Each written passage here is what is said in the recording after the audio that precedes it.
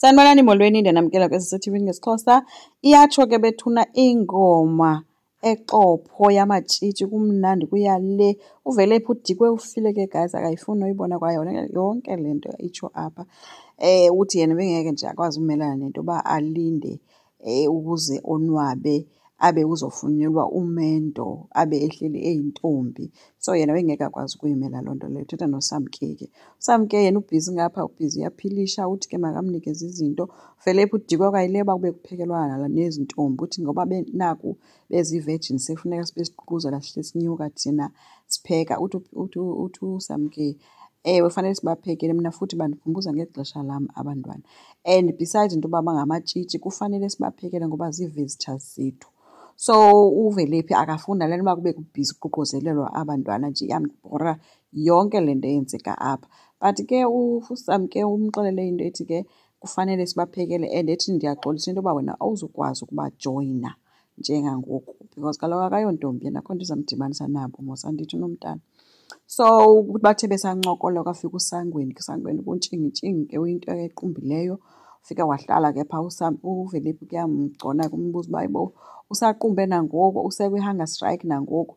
Omnye uyamxelela uba nantsi i-custard efrijini hamba uthatha ndikugcinela. Akaphenduli kwamntu akathethi kuthiwa ithe akazithetha namntu uthe cwaka. Kuthiwa ke ngoku ingathi ikhona evunjana elikhoyo bethe kaloku akazuhlamba akazutya akazuthetha namntu. So kukhona nevunjana elikhoyo bethe ke besathetha ke guys kwafika ke uVuma sesithi ke kuSangweni makamnikeze yonke le nto ayithengisayo. uDikwe umane ebona abantwana bengena bephuma eyadini yakhe beza kuSangweni bezothenga. Phelile yonke loo ncasa yokuthengisa phayana akaphinde ayivele.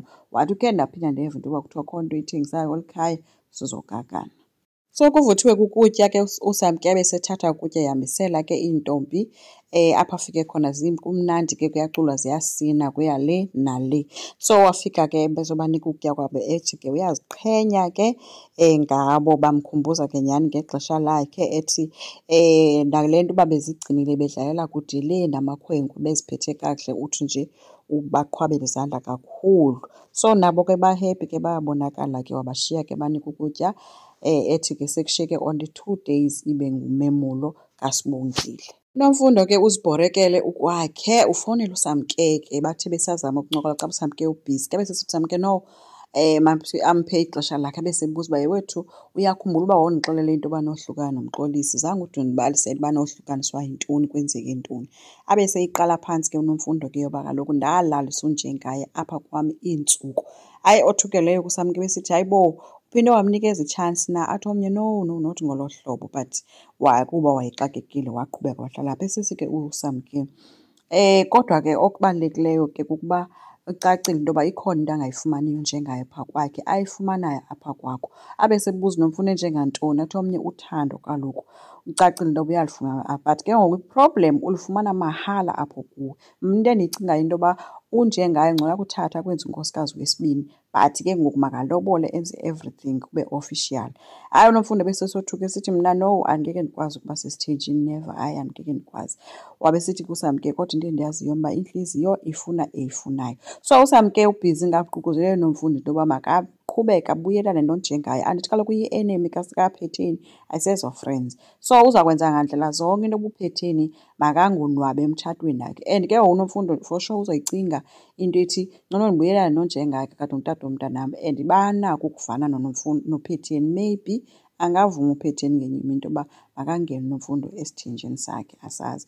And if ii-results uNomfundo uye wazazi wangamxelela unjengaye wamxelela into erongo angangena emtshatweni kaPhetheni ngalaa nto yeza results asazi kodwa ke.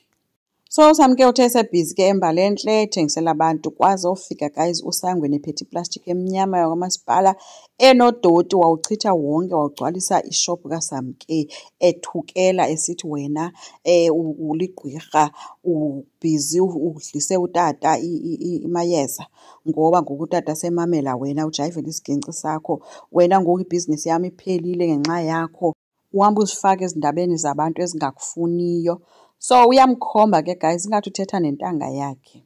Kwelinye icala uSibongile kuyibonisiwe inkomo ezoxhelwa ke for umcimbi wakhe ke. Utatakhe ke sithi ke uyamncoma ke ngayo yonke into noba ukhulile mdala bengalindelanga uba ngabe bedima bakweli xesha ngoku okanye kweli nqanaba lobomi. So ethi ke uyavuya ke ngentoba intombi yakhe seyikhule yade yandala yangaka, but unayo i-feeling nje engekho mnandi ngayo yonke loo nto ukukhula kukaSibongile.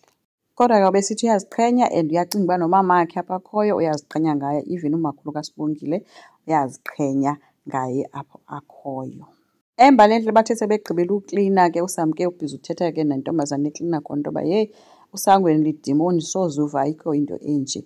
Uye wangena konke uSangweni kanti uhlela apha ecaleni kwendlu engena semkhomba ke ethi elona dimoni apha nguwe lo, unguSathane uqobo lwakhe wena. Bendikucelile into yoba uphume ezindabeni zam kodwa kungoku kwakwintloko katata kudumayo wena igama lakho phaa umdlisile umenze ukuba achithe ibhizinesi yam.